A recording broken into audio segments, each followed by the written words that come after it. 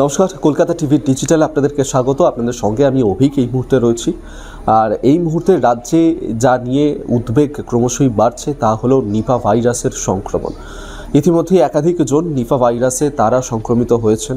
যেমন আমরা দেখলাম যে দুজন নার্স, তাদের অবস্থা অত্যন্ত সংকটজনক হয়ে পড়েছে। একজন কাটোয়ার বাসিন্দা, অন্যজন পূর্ব মেদিনীপুরের, এবং সেক্ষেত্রে একজন ভেন্টিলেশনে রয়েছেন, একজন রয়েছেন কোমাতে। এবং কাটোয়ার যে ঘটনাটি ঘটেছে যে নার্সের সঙ্গে, যেমনটা আমরা জানতে পারছি যে প্রথমে তিনি যেভাবে মাথা ঘুরে পড়ে গিয়েছিলেন এবং তারপর যেমন হয় আর কি, যে একজন সাধারণ চিকিৎসকের কাছে গেলেন, কিছু পরামর্শ নিলেন এবং সেক্ষেত্রে চিকিৎসকও তিনি যেমনটা বলেছেন যে শুধুমাত্র যেমন গায়ে জ্বর থাকে, মাথা ব্যথা, গলায় ব্যথা, এই সমস্ত সংক্রমণই এই উপসর্গই ছিল। নিপা ভাইরাসে আক্রান্ত হওয়ার ক্ষেত্রে যে আলাদা উপসর্গ দেখা যায় তা কিন্তু কাটোয়ার ক্ষেত্রেই নার্সের ওপর দেখা যায়নি প্রথমে। তারপর তিনি যথারীতি বাড়িতে চলে আসেন এবং তারপর তিনি কয়েকদিন পর ফের একবার মাথা ঘুরে পড়ে যান, অজ্ঞান হয়ে যান।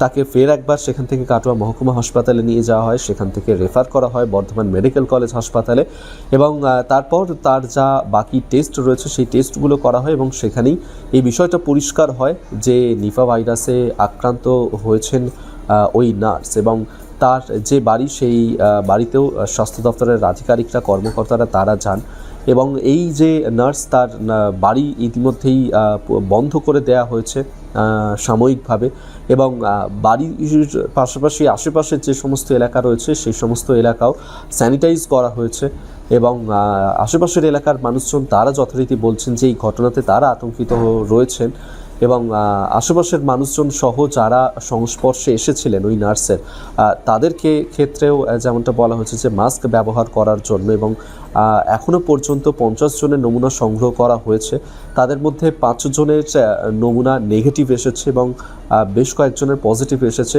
আপাতত কোয়ারেন্টাইনে তাদেরকে রাখার ব্যবস্থা করা হয়েছে যারা যারা এই নার্সের সংস্পর্শে এসেছিলেন তাদের জন্য। এবং সেক্ষেত্রে এই যে নিপা ভাইরাস, যেমনটা বলা হচ্ছে যে এই নিপা ভাইরাসের যে সংক্রমণ তা কিন্তু প্রথমবার রাজ্যে হলো এমনটা নয়, এর আগেও নিপা ভাইরাসের সংক্রমণ আমরা দেখেছি।